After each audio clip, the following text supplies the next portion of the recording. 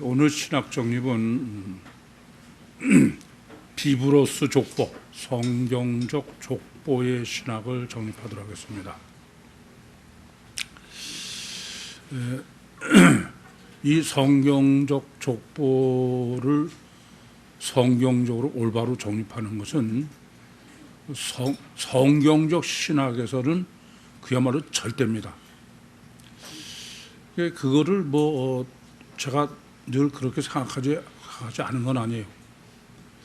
그런데 제가 설교 때도 말씀을 드렸습니다만은 그 전에 성경대로 저는 꼭 목회를 한다.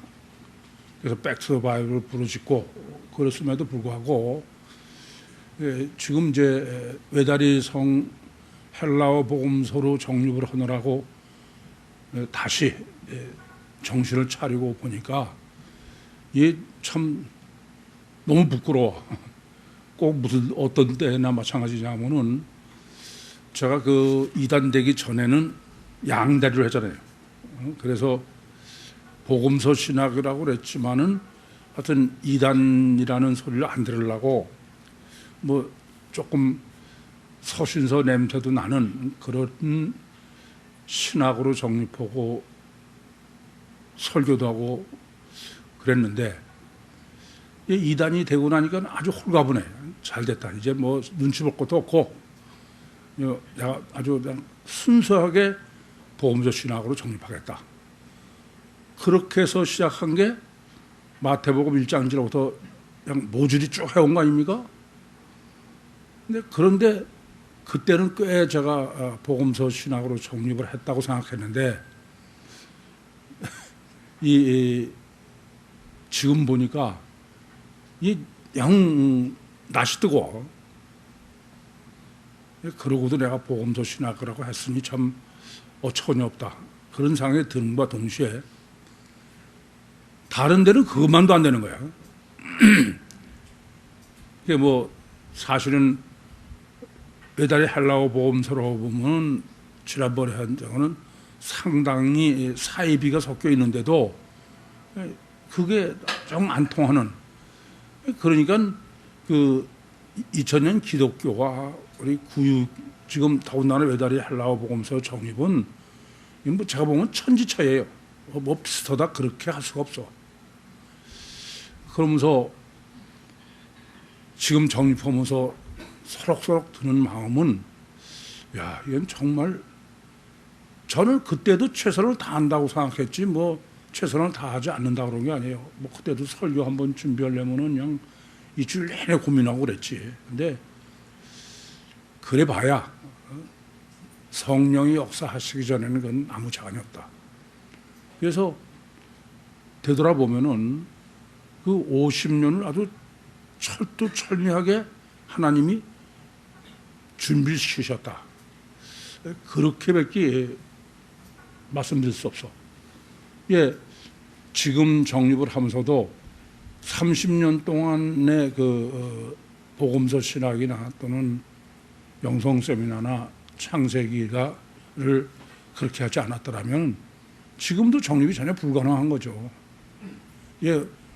보면 될 것 같아도 제가 하나님께만 매달리고 그런다 하더라도 여전히 저라는 찢기가 남아 있었던 게 확실하다. 그런 생각이 들어서 주님 앞에 부끄러움을 이리 말할 수가 없다. 그럴 정도예요.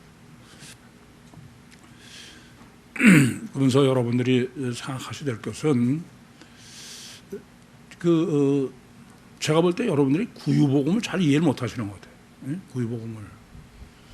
그러니까 그냥 일반 종교와 구유복음의 차이를 모르는 것 같아요.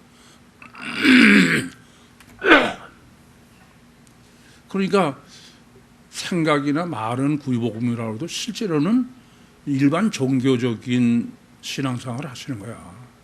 그게 고치는 게 참 불가능이 가깝다 그런 생각이 들어요. 좀 더 깊이 생각을 하시고 고민을 하셔야 됩니다. 그건 항상 드린 말씀대로 성경이 그렇게 해서는 보이질 않아. 항상 잊지 마셔야 될 것은 성경 볼 때는 항상 내 생각을 버려야 돼요. 그러니까 여기 써 있는 것으로만 난 하겠다. 그래야지 자기가 먼저 가지고 있는 그동안에 그 고착되어 있는 그런 시각을 백지로 내려놓지 않으면은 그건 절대로 보이지 않아요. 그러니까 조금 전에도 말씀드렸지만 그 전에 마태복음 1장 1절부터 17절을 정립할 때도 저는 다 내려놓고 있는 대로 본다고 그랬어.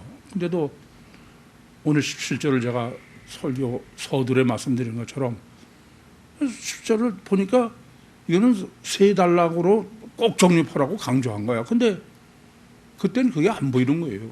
그냥 한 단락으로 그걸 정립한 거야. 그래서 여러분을 영적으로 이끌고 가는데 가장 어려운 점은 여러분이 영적으로 생각하고 그런 사람을 만들어야 되는 거야. 그렇지 않으면은 굉장히 그럴듯해 보여도 그건 아니에요. 정말 그건 어려워. 그래서 내일부터 또 세미나를 인도합니다만은 제가 이 가치관이 뒤집어져야지, 가치관이 뒤집어지지 않으면은 그건 어떤 측면에서 하면 할수록 안 돼. 더 나쁘게 된다. 그 점을 깊이 생각하셔야 돼. 정말 가치관이 뒤집어져야 돼요. 우리는 가시 결합밖에 못 보니까 가치관이 뒤집어진 건 놔두고 봐서 괜찮으면 된 것처럼 보이는 거야. 또 나도 그렇게 자꾸 걸어들고 안 되는 겁니다. 그래서 외다리 헬라어 복음서를 이제 오늘까지가 서론이에요. 그래서 이제 다음 달락부터 정말 헬라어 복음서를 정립해 나가게 되겠는데, 오늘까지 한 것은 서론이고 다음부터는 이제 여러분이 정말 심령이 바뀌어야 돼. 심령이. 이건 상당히 간단한 것 같은데 가장 어려운 거야. 뭐 제가 어떻게 해서 될 것도 아니고. 물론 여러분도 이해가 돼요. 여러분이 바뀌려고 그러지 안 바뀌려고 그런 게 아니죠. 그런데 그게 웬만해서 되지 않아. 이건 뭐 누가 충고한다고 되거나 그렇게 되는 게 아닙니다. 그거는 아무리 부부지간도 부모 자식지간도 할 수가 없어. 그건 영적 문제라는 것을 심각하게 생각하셔야 돼. 그거 생각하지 않으면은 되는 것 같아도 그건 안 되는 거예요. 그렇게 어렵고, 근데 그건 꼭 이루어져야 될 문제야. 이 점을 아주 명심하시기 바랍니다. 그런 측면에서 오늘은 족보신학을 그 14대를 3번 반복하는 거로 아주 제가 보면 기가 막히게 종교를, 기가 막히게 완전하게 그 7 곱하기 12로, 7은 뭐 이미 다 완전 숫자죠. 성경적으로.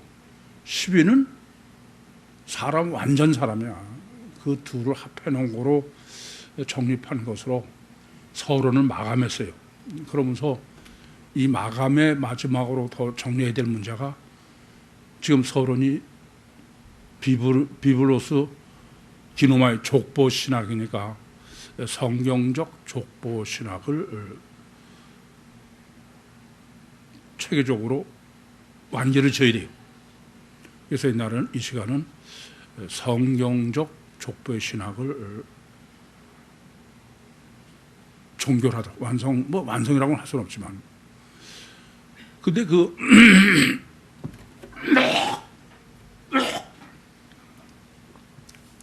지금 이 1절이 원문을 보면 비블로스 기노마예요. 그러니까 성경적 족보입니다. 이 성경적 족보의 첫 단추는 그것은 아브라함일 수가 없어요. 요한복음 1장 1절부터 3절에서도 창조와 주님 탄생, 주님, 그것이 시작이에요. 그러니까 족보는 창세기부터 시작해야 된다. 그 점을 우선 명확하게 아셔야 돼요. 그것은 이제 여러분 성경을 좀 피시해서 창세기 5장을 피세요.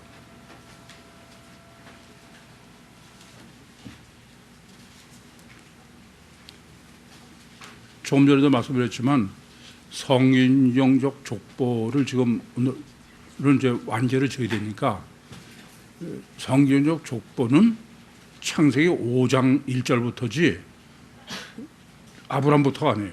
창세기 5장 1절부터 제가 봉독합니다. 아담의 자손의 계보가 이러하니라. 하나님이 사람을 창조하실 때에 하나님의 형상대로 지으시되 남자와 여자를 창조하셨고 그들이 창조되던 날에 하나님이 그들에게 복을 주시고 그들의 이름을 사람이라 일컬으셨더라. 이 창세기 5장이 지금 족보를 쭉 이제 이어가는 족보의 서론이에요.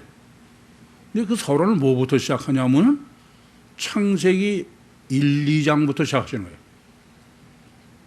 하나님의 형상대로 지었고 남자 여자로 창조했다. 이것은 이미 정립해 드린 대로 하나님이 하나님의 형상대로 지으셨다. 그 말은 창세기 1장 26절이죠. 사람을 정해요. 사람은 아담이에요. 흙이다. 그래서 그것을 창세기 2장 7절에 여호와 하나님이 진흙으로 사람을 지으셨다. 거기까지죠.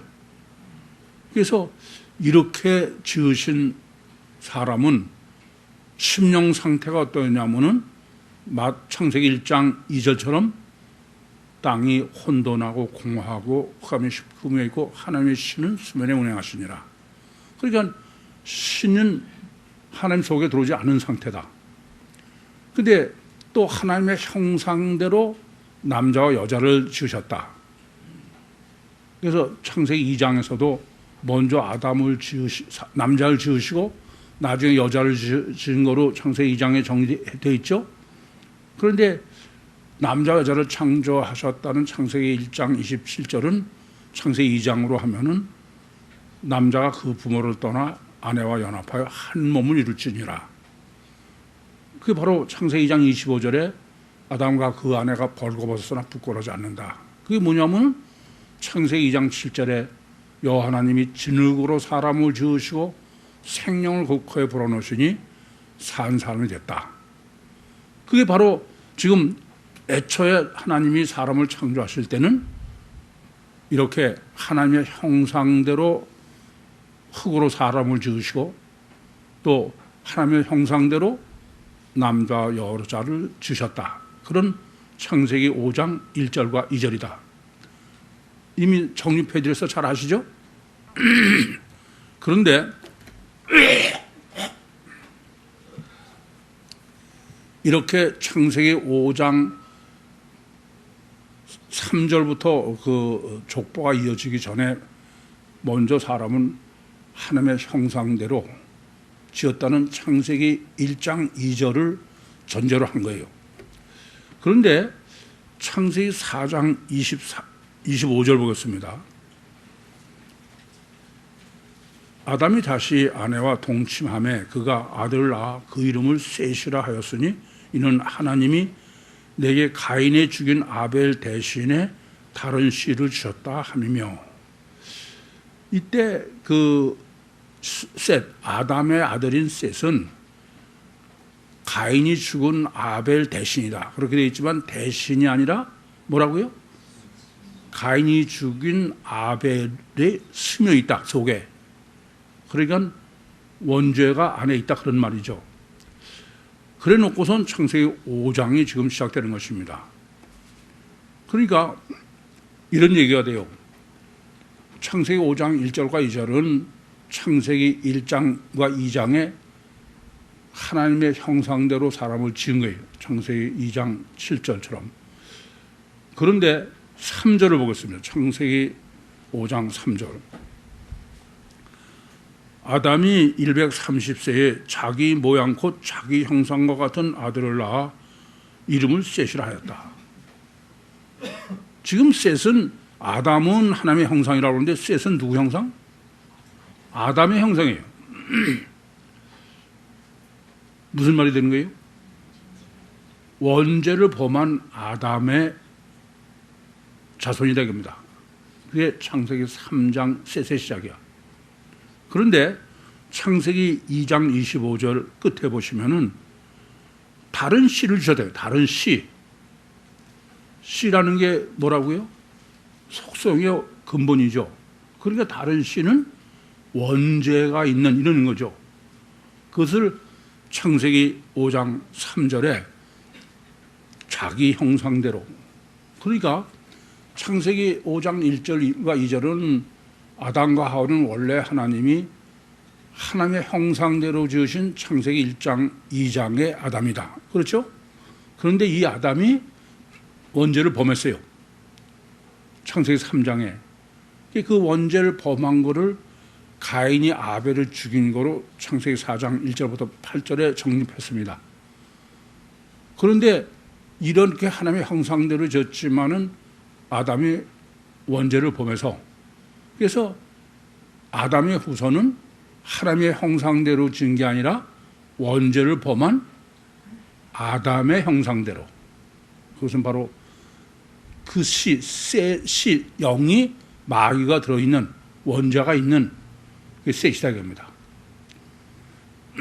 여기까지 정립하셔야 이제 최소한도 아브라함의 다음에 바로 일대가 누구예요? 셋을 정립한 거야. 아시겠죠?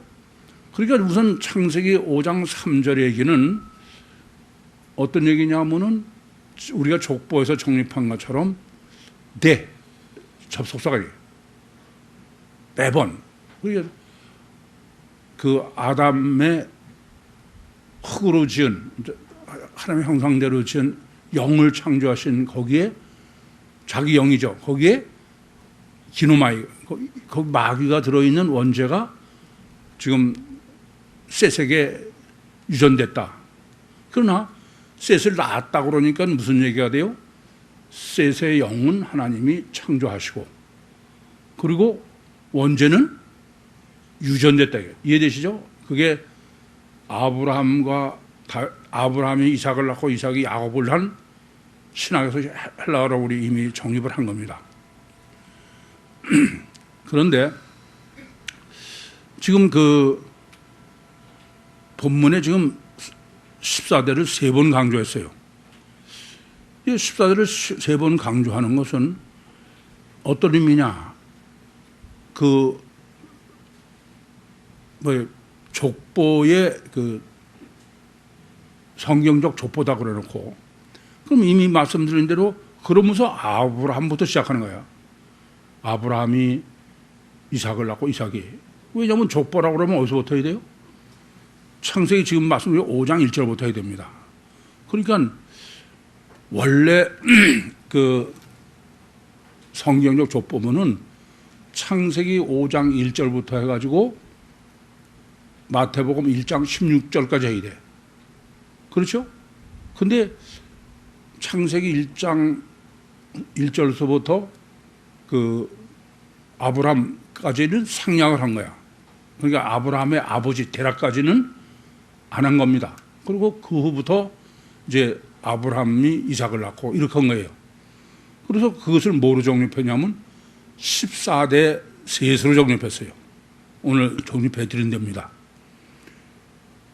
따라서 원래 그 1절에 얘기하는 비브로스 족보를 완성하려면 어디서부터 해야 돼요?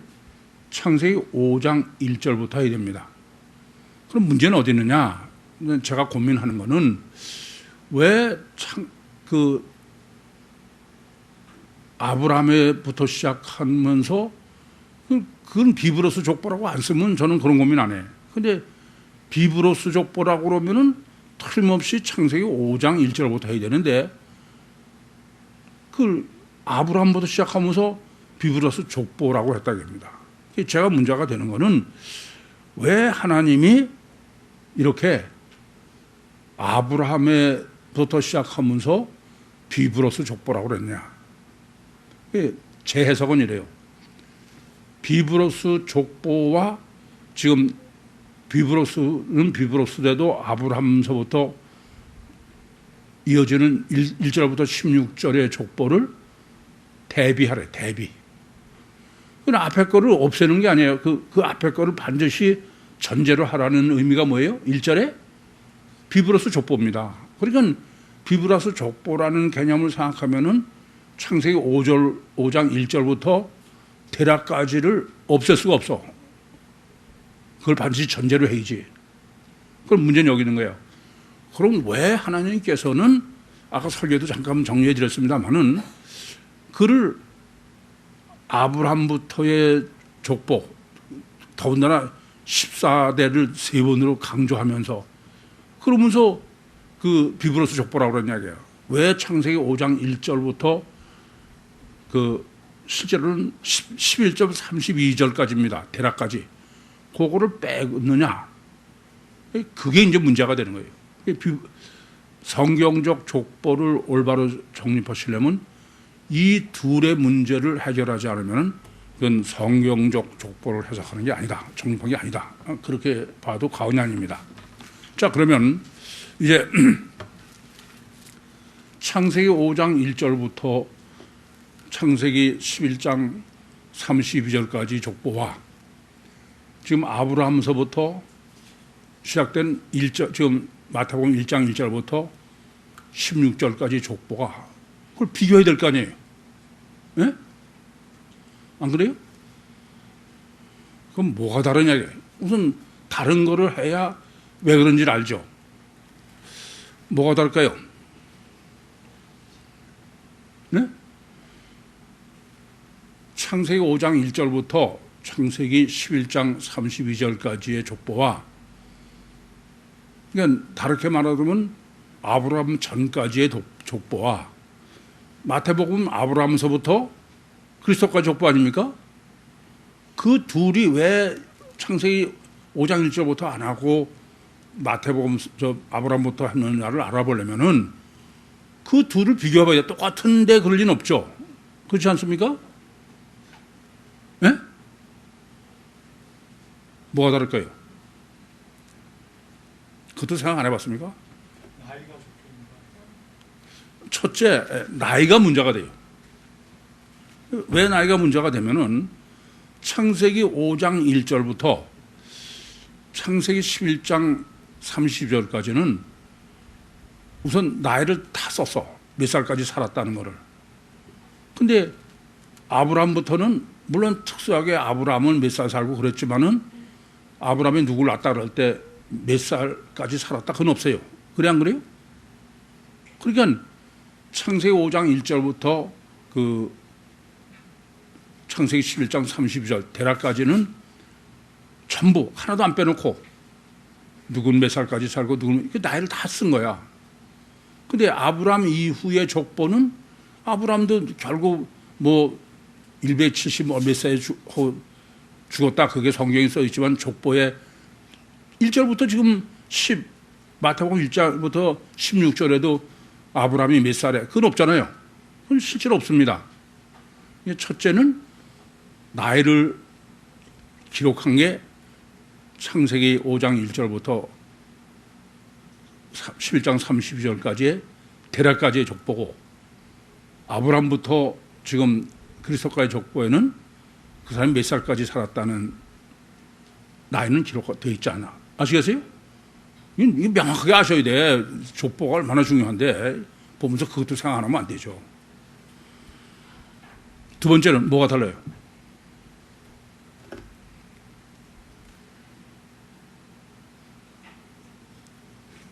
창세기 5장 3절부터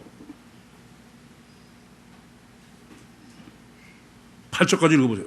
3절부터 8절 시작. 아담이 130세에 자기 모양 곧 자기 형상과 같은 아들을 낳아 이름을 셋이라고 아담이 셋을 낳은 후 800세를 지내며 자녀를 낳았으며 그가 3세를 형사가 주었더라. 셋은 105세에 에노스를 낳고 에노스를 낳은 후에 807년을 지내며 자녀를 낳았으며 그가 900세를 형사하고 죽었더라. 에노스는 90세에 게난을 낳고 이렇게 돼 있어요. 뭐가 다릅니까? 어? 뭐 나이를 몇이라고 하려면 죽었다는 건 써야지. 그러고 당연한 거지. 예? 몇 년까지 살았다는 게. 아, 그건 아까 얘기했잖아요. 그러니까 이거 보세요. 창세기 5장 1절부터 창세기 11장 32절까지는 전부 장수한 거예요. 어쨌든. 그래서 몇 살을 살았다고 썼어요. 근데 아브람 때부터는 몇 살까지 안 쓴 거는 장수하지 않았다. 일단 그렇게 생각해야 돼. 근데 뭐가 다른지 아직도 모르겠어요? 뭐요? 또? 예? 조금만 누가 많은 거 얘기하는 것 같은데. 크게. 아이고, 참.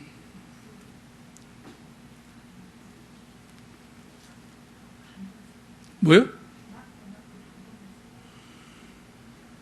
이거 보세요. 지금 마태복음 1장 1절부터 16절까지는 이름이 두 번 써 있어. 여러분, 이름이 얼마나 중요해서 두 번씩인데. 근데 창세기 5장 1절부터 창세기 11장 32절까지는 이름이 세 번 써 있어. 다시 3절부터 보겠습니다. 아담이 130세에 자기 모양 곧 자기 형상과 같은 아들을 낳아 이름을 셋이라고. 한 번이에요. 아담이 셋을 두 번 낳은 후에 800년을 지내며 자녀를 낳았으며 그가 930세를 향수하고 죽었더라. 세 번째, 셋은 105세에 에노스를 낳았고. 이게 여기만 돼 있느냐? 11장 보고, 창세기 11장.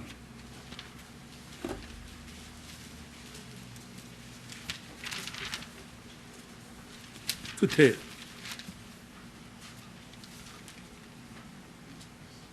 11장 10절부터 뭐 거기서 볼 필요 없네요. 뭐 11장 10절부터 보겠습니다. 셈의 후에는 이러하니라. 셈은 100세 곧 홍수 2년에 아르박삿을 낳고 아르박삿은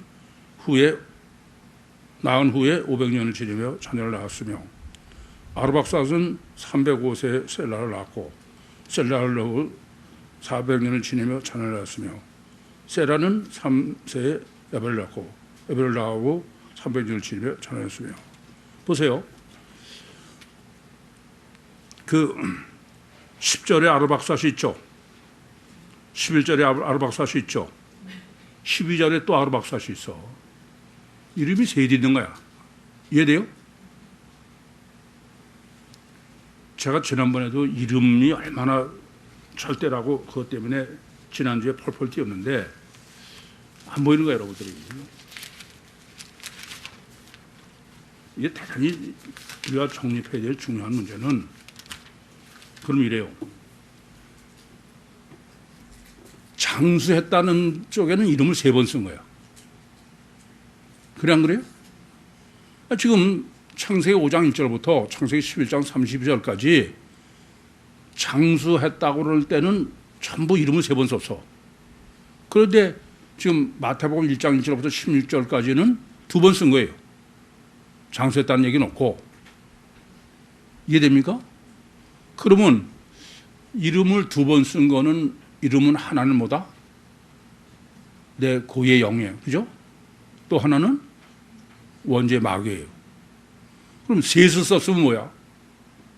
여러분 이름 신학이 그렇게 중요하다고 제가 그러는데 그러면 뭔지는 모르지만 세 번째 이름은 장수와 관계가 있는 거야. 안 그래요? 이해가 안 돼요? 아니 이름 두 번을 쓴 것은 한 번은 내 고유 영을 하나님이 기nom하게 하신 거고 또 하나는 원죄가 유전된 거라고 그랬어요. 근데 지금 그렇게 한 것은 아브라함부터 그리스도까지야. 지금 마태복음 1장 1절부터 16절이야. 그런데 원래 족보인 창세기 5장 1절부터 창세기 11장 32절까지는 이름을 3번 쓴 거예요. 그리고 뭐가 다르냐면 장수했다고 쓰는 거야. 뭐 그 홍수에 뭐 1000년 가까이 살았던 얼마나 살았던 간에 이해돼요? 그러면 3번째 이름은 뭐와 관계 있냐? 그건 장수와 관계 있는 거야. 그 성경은 그래야 올바로 보는 거죠. 안 그래요? 그걸 뭐 안 되는 게 제가 이제 안타까워서 힘들어하는 거예요. 그러면은 이제 굉장히 여러분 아까도 말씀드렸지만 족보는 창세기 5장 1절부터 마태복음 1장 16절까지 성경의 족보는 틈이 하나도 없어. 완벽한 거야. 그렇기 때문에 이 족보 신학을 어떻게 여러분이 완벽하게 정립하느냐는 어디도 똑같은 원리로 성경을 해석해야 되기 때문에 그래. 그러니까 이런 원리와 법칙을 모르시고 그냥 장수했다. 그렇게만 하면 안 되죠.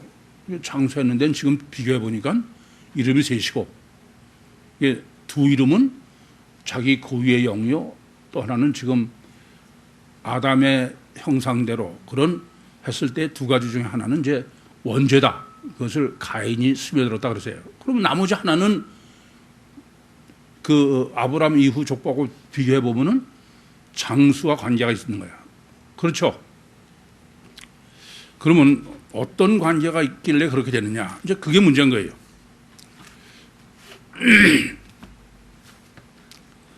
창세기 6장 3절 보겠습니다. 아까 설교에서도 여러분에게 제가 잠깐 말씀드렸어. 6장 3절.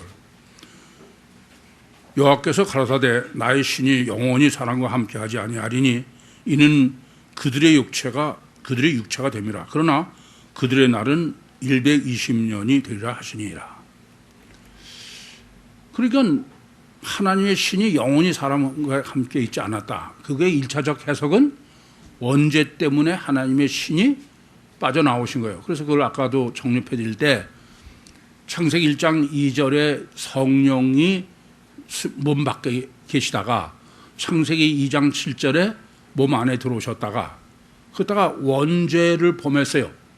이 원죄 범해서 하나님의 성령이 몸 안에 계시지 않다. 그거를 성경이 직접적으로 계시한 건 창세기 6장 3절밖에 없어. 그전에는 그게 전혀 없어요. 무슨 말인지 아시겠어요? 그러니까 하나님은 아담한테 네가 선악과를 먹는 날에는 정령 죽으리라. 그건 안 먹으면 영생한다고 해요. 그런데 지금 그 내가 하나님의 여호와가 내 여호와의 신이 영원히 사람과 함께 하지 아니하니 이는 저들이 육체가 됩니다. 이 사람들은 산 사람이 아니라 육체가 된 거야. 아까 우리 오늘 설교대로 해본 6일 창조의 단일체가 된 거죠. 이해되시죠? 그러니까 성령이 원죄를 범함으로 해서 몸 밖으로 나와 계셨다. 그게 1차 창세기 6장 3절의 해석이야. 이해되시죠? 거기까지는 원죄를 영적으로 가장 정확하게 해석해야 되는 것은 창세기 1장 2절과 2장 7절과 그리고 지금 창세기 6장 3절이에요. 아시겠습니까?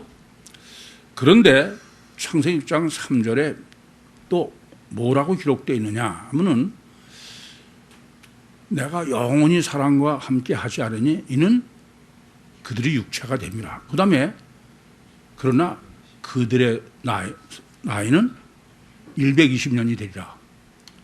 그럼 이렇게 되는 거야. 120년 이상은 못 산다 이겁니다. 그렇죠? 근데 어떤 사람이 120년 이상을 살았어. 그러면 그 사람은 무슨 얘기야? 여호와의 신이 사람 속에는 안 있어도 여호와의 신이 함께 한 거예요.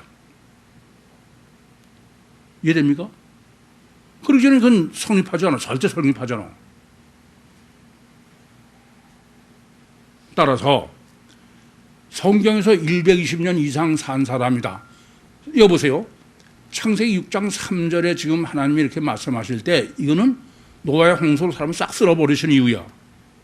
1차 이유는 성령이 몸 밖에서 나가서 육체가 되면 그냥 흙덩어리니까 쓸어버리시나 거야. 그런데 그 다음에 단서가 그러나 그들의 수명은 120년이 되다. 그러면 120년 이상이라는 것은 하나님의 신이 함께 하지 않으면 살 수 없는 거예요. 하나님 말씀으로는. 그래 안 그래요? 그런데 원죄를 범해서부터 지금 창세기 6장, 그러니까 창세기 5장의 기록이죠. 보면은 쭉 보면 120세 이상 다 산 거예요. 그래 안 그래요? 그럼 무슨 말이 돼요? 이 사람들이 120세 이상 살 수 있었던 것은 하나님의 신이 함께해서 그래. 임마누엘이 아니고 몸 밖에서. 이해됩니까? 성경 논리는 그래야 맞잖아요. 그럼 이런 얘기가 되죠. 창세기에 기록되어 있는 족보, 창세기 5장 1서부터 쭉 지금 대략까지의 족보는 전부 120년 이상 산 사람의 나이를 다 썼어. 그럼 이 사람들은 하나님의 신이 함께 했다는 이유가 돼. 그러면 이 당시에 하나님의 신이 함께하지 않은 사람은 몇 살까지 살았을까? 그 전에 제가 해석을 잘못한 거예요. 물론 노아의 홍수 이후로 지구에 그 중력의 차이가 생겨서 수명이 짧아지기도 했죠. 그러나 짧아졌어도 120년을 더 살았으면 그 말이 안 돼. 최소한도 성경은 120세 이상 못 산다고 그랬으니까. 그럼 120세 이상 살았다는 것은 성령이 함께 하시면요. 그러면 지금 창세기 그 5장 이때에 하나님이 함께 하지 않은 사람은 몇 살까지 살았냐 이게. 그 중력 때문에만 수명이 줄었다고 그러면은 다른 사람도 다 120세 이상 살았어야 돼. 그래 안 그래요? 이해되세요? 그런데 중력 때문이 아니라, 중력도 뭐 영향이 있지 없지 않은 거예요. 그것 때문이 아니라 가장 중요한 것은 하나님의 신이 함께 하면은 하나님은 원죄를 범한 사람일지 알아도 120세 이상 사는 거고, 성경이 진리면 하나님의 신이 함께하지 않으면은, 하나님의 성령이 역사하시지 않으면은 절대로 120살을 못 산다, 그런 얘기가 돼요. 이해돼요? 그러면은 지금 창세기 5장 1절부터 창세기 11장 32절까지에 기록되어 있는 사람은 120 이하는 하나도 없어. 전부 120살이 넘는 거예요. 그래 안 그래요? 그럼 이 사람들은 다 하나님이 함께 한 사람들이라는 증거죠. 그런데 그럼 이렇게 기록되지 않은 사람은 몇 살까지 살았을까? 이게 중요한 거야. 이걸 잘못 정립하시면은 심각한 문제가 생겨. 이제 가인의 문제, 가인. 창세기에는 지금 이렇게 족보에 기록된 사람 말고 가인이 있잖아요. 네? 가인은 어떤 사람이냐? 창세기 4장 보세요. 창세기 4장.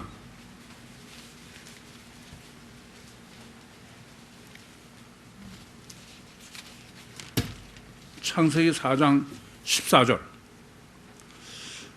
주께서 오늘 이 쯤에서 나를 쫓아내시온즉 내가 주의 낯을 배웁지 못하리니 내가 땅에서 피하며 유리하는 자가 될지라. 무릇 나를 만나는 자가 나를 죽이겠나이다. 지금 이 14절의 논리는 이 가인에게는 여호와의 신이 함께 한다는 게 안 한다는 거예요. 안 하는 거야. 그렇죠? 아니 지금 이 주변에서 나를 쫓아내셨는지 내가 주의 낯을 배웁지 못하리다. 그러니까 하나님과 관계가 없는 거예요. 16절 보겠습니다. 가인이 여호와의 앞을 떠나 나가 에덴 동산 롯 땅에 거하였더라. 그러니까 가인은 창세기 6장 3절에 해당되지 않아. 원죄를 범했음에도 불구하고 하나님의 신은 없는 거예요. 그렇죠? 그게 지금 창세기 4장 14절과 16절이 증거하는 거야. 하나님이 함께하지 않는다는 것을. 그러면 이제 뭘 봐야 되느냐? 그럼 가인은 도대체 얼마나 살았냐요? 그게 족보에 기록되지 않은 원죄를 범한 사람이 사는 거예요. 가인을 원죄 대표니까. 창세기 4장 17절과 18절 봅니다. 16절부터 가인이 여호와의 앞을 떠나 나가 에덴 동산 동편 롯 땅에 거하였더니 아내와 동침하니 그가 잉태하여 에녹을 낳으니라. 가인이 성을 쌓고 그 이름을 이름으로 성을 이름하여 아들의 이름으로 성을 이름하여 에녹이라 하였더라. 이렇게 지금 보시면은 아내가 동침하여 그가 잉태하여 에녹을 낳으니라. 가인이 성을 쌓고 그 이름을 아들의 이름으로 성을 이름하여 에녹이라 하였더라. 여기까지는 그 다음에 18절 에녹이 이라스를 낳았고 그 에녹은 여기까지 셋을 했어. 근데 그 다음 보면 에녹이 이라스를 낳고 이라스는 무야엘을 낳고 무야엘은 무드살레를 낳고 무드살레는 전부 두 번 써 있어요. 무슨 말씀인지 아시겠어요? 그래 안 그래? 이게 중요한 거야. 그러니까 이 의도는 뭐냐면 이름을 세 번 쓴 거와 두 번 쓴 걸 비교해라 이거예요. 알겠습니까? 그러면 가인의 후손은 전부 이름을 두 번 썼어. 그러면 얼마나 산 거야? 110년은 못 산 거야. 이해되십니까? 그러므로 이걸 아셔야 돼. 우린 창세기에는 지금 120년 이상 산 사람을 족보에 쏙 썼으니까 모든 사람이 그렇게 산 거로 지금까지 잘못해서 그런 거야. 그런데 아니에요. 이렇게 하나님의 신이 함께 한 사람만 장수한 거야. 다른 사람은 장수하지 못한 거예요. 120 못 산 거야. 이해됩니까? 이건 굉장히 중요한 원리와 법칙이에요. 이런 얘기가 돼. 그러면 지금 창세기 이후에도 지금 몇 살을 살지 족보에 안 써도 120세 이상 산 사람이 많이 있어요. 그렇죠? 뭐 아브라함도 이삭도 야곱도 다 120세 이상 살았어. 그러면 그건 무슨 얘기가 돼요? 120세 이상 산 사람은 구원받았다는 얘기는 아닙니다. 하나님의 신이 함께 했다는 거야. 이해되시죠? 그래서 야곱은 137세 살았지만 요셉은 110세밖에 못 살았어. 또 모세가 사람이 70여 많이 살면 80이라 시편 90편에 보면은 근데 모세는 120살을 살았어요. 아론과 미리암은 120살 이상 살았습니다. 그럼 우선 아론과 미리암이 120살 이상 살 수 있었던 것은 뭐다? 성령이 함께 하셔서 그래. 지금도 마찬가지예요. 성령이 함께 하시면 120살 이상 살 수 있지만 그렇지 않으면 누구도 120살 못 산다까지 못 산다. 근데 여기서 그럼 모세는 왜 형들은 120이 넘었는데 110밖에 못 사냐? 모세가 120이 넘어가서 살면은 율법으로 구원받는다는 얘기가 돼. 이해돼요? 그래서 모세가 하나님이 함께 하시지 않았다는 얘기 아니라 110세까지 살지 않대. 더군다나 이런 걸 보면 알아요. 출애굽기 6장에 보면은 레위에 대해서 기록돼. 레위 족속에. 근데 레위 조상들은 레위도 120 이상 살고 많이 120 이상 살아요. 그러니까 레위 족속은 하나님이 함께 하셨다 그런 얘기죠. 다윗은 몇 살까지 살았어요? 다윗은 70 살아서 30의 왕이 돼서 40년 동안 왕으로 더 죽었으니까 그렇죠? 그런데 다윗 후에 요시아라는 왕이 있어요. 요시아. 자기 매분가 하여튼 여호야다가 숨겼다가 그런 요시아 있잖아요. 요아스. 근데 그때 여호야다 제사장은 130세 살아요. 무슨 말인지 이해되십니까? 그러니까 이거는 지구 인력의 문제가 아니고 가장 중요한 것은 하나님의 신이 함께 하면은 장사할 수 있다. 120 이상. 이해되시죠? 그럼 이제 마지막 정립할 문제가 있어. 왜 아브라함부터 그리스도까지의 족보로 하지 왜 그거를 창세기 5장부터 안 하고 아브라함부터 했느냐? 창세기 5장부터 만약에 신인 메시아 구원론을 정립하면 어떤 오해를 살 수 있는 사람이 생기냐면은 여호와의 신이 몸 밖에 있어도 하나님이 메시아가 관계되고 또 메시아는 육신을 위해서 장수하기 위해서 구원했다. 그런 해석이 가능해. 이해돼요? 이해되십니까? 아니 창세기 5장부터 지금 메시아 구원론을 지금 마태복음 1장에 1절부터 할 때 창세기 5장부터 하면은 그러면 메시아 지금은 120세 사는 사람이 없으니까 다 단명하니까 그러면 메시아 구원이 육체 구원으로 신천지처럼 그런 문제가 생길 수 있다고 해요. 이해되세요? 그래서 아브라함부터는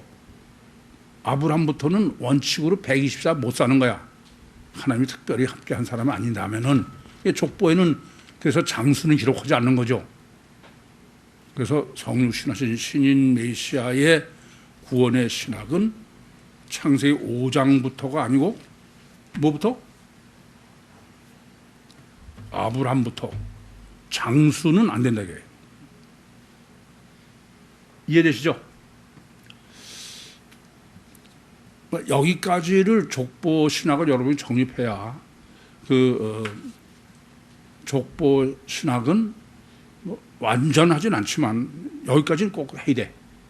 그러면 이제 창세기서부터 마태복음 1장 16절까지의 족보에 모순 없이 성경을 볼 수 있죠. 해석할 수 있고. 본문 보겠습니다. 그런즉 모든 대수가 아브라함부터 다윗까지 연례되어 다윗부터 바벨론으로 이거할 때까지 연례되어 바벨론으로 이거한 후부터 그리스도까지 연례되다. 이것은 뭐 이미 다 정립했으니까 이건 뭐 별로 할 말은 없어. 뭐냐면 첫째는 1절 얘기는 족보 신학을 정립하는 게 절대다. 이게 예수 그리스도와 그리스도의 정체성과 그리스도의 구원론의 가장 완전한 계시예요. 가장 완전한 겁니다. 그리고 뭐 바벨론의 이거는 이미 말씀드린 것처럼 거기서 이사 간다는 얘기고 끝으로 그리스도까지야. 예수까지가 아니에요. 아시겠죠? 1절에는 다윗과 아브라함의 자손 예수 그리스도의 세계다. 그래 놓고 14절에는 그리스도예요. 그러니까 이것은 육의 족보 실제로는 관계가 없어. 또 3까지하고 14는 없으니까. 하지만 영의 족보의 신학이지 육의 족보의 신학이 아니다. 질문 있습니까? 마치겠습니다.